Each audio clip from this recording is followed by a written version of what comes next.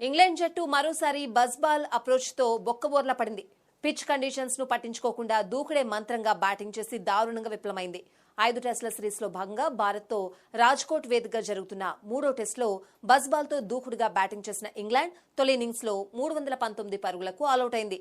207 over night score తో మూడో రోజు ఆటను కొనసాగించిన ఇంగ్లాండ్ 112 పరుగులకే చివరి 7 వికెట్లు కోల్పోయింది.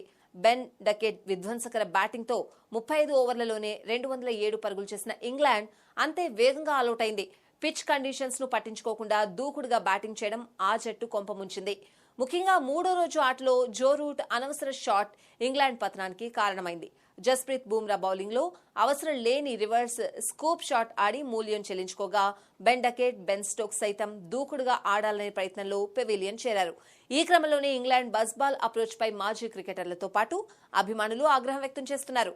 ఇంగ్లాండ్ మాజీ ఆటగాడు మైకేల్ వాన్ బజ్బాల్ అప్రోచ్ ను తప్పుపట్టాడు. కామన్ సెన్స్ తో బ్యాటింగ్ చేయాలని సూచించాడు. దూకుడుగా ఆడే ప్రయత్నంలో ఇంగ్లాండ్ మూల్యం చెల్లించుకుంది. టెస్ట్ క్రికెట్ 5 రోజుల పాటు ఆడతారు. ఈ ఫార్మెట్ లో పరిస్థితులకు అనుగుణంగా వ్యూహాలు అమలు చేయాలి. కామన్ సెన్స్ తో బ్యాటింగ్ చేయాలి. కానీ ఇవేవి పట్టించుకుని ఇంగ్లాండ్ అద్భుతంగా విఫలమైంది అని ఆగ్రహం వ్యక్తం చేశాడు. అయితే ఈ మ్యాచ్ ప్రారంభానికి ముందు జో రూట్ కు ఆ జట్టు మాజీ బ్యాటర్ మైకేల్ వాన్ కీలక సూచన చేశాడు. బజ్బాల్ అప్రోచ్ ను పక్కన పెట్టి తన సహజ శైలికి తగ్గట్లుగా బ్యాటింగ్ చేయాలని సూచించాడు. కానీ జో రూట్ నిర్లక్ష్యపు షాట్ తో విఫలమయ్యాడు. దాంతో Michael Vaughan England batting approach పై విమర్శలు గుప్పించాడు. ఇప్పటికైనా పరిస్థితులకు తగ్గట్లు బ్యాటింగ్ చేయాలని సూచించాడు.